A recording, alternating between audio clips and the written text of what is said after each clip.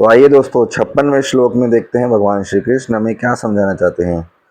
दुखेष्वनुद्विग्नमनः सुखेषु विगतस्पृह वीतराग भय क्रोध स्थितधीर्मनिरुच्यते।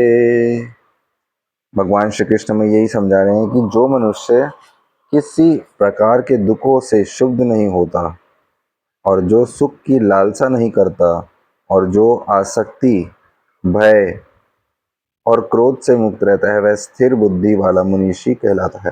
भगवान श्री कृष्ण अर्जुन के पूछे जाने पर कि आत्मज्ञानी का लक्षण क्या है, तो भगवान श्री कृष्ण इन श्लोकों में वही एक्सप्लेन करना चाहते हैं। पिछले श्लोकों में यही बताया कि उसके दो लक्षण हैं। एक तो उसके मन को दूषित करने वाली जो उसकी इंद्रिय तृप्ति की जो कामना है वो संपूर्णतः गिर जाती है, और दूसरा उसको संतोष उत्पन्न हो जाता है अपने मन में। अब आगे वो बड़े ही सुंदर शब्दों में बता रहे हैं कि दुख में वो शुद्ध नहीं होता और सुख में वो सुख की वो लालसा नहीं करता।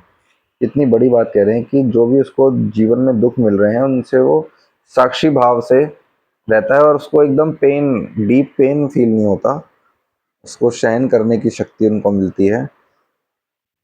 और दूसरा कि उसको ये नहीं कि सुख की लालसा करेगा, क्योंकि उसको जो रियल सुख है वो मिल ही रहा है।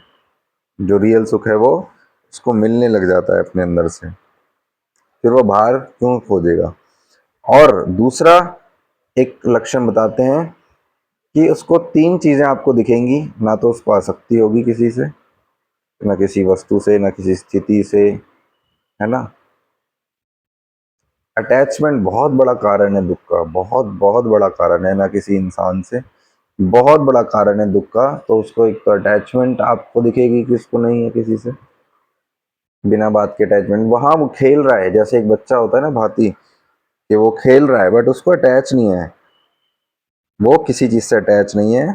वो जिस समय खेल रहा है तो खेल रहा है, और कुछ अगले ही क्षण वो उसको विस्मृति हो जाती है पिछले क्षणों की, तो वो उसमें आसक्त नहीं होता। अगले श्लोक में हम फिर से अगले स्लाइड में हम फिर से देखेंगे इसी श्लोक को और डिटेल।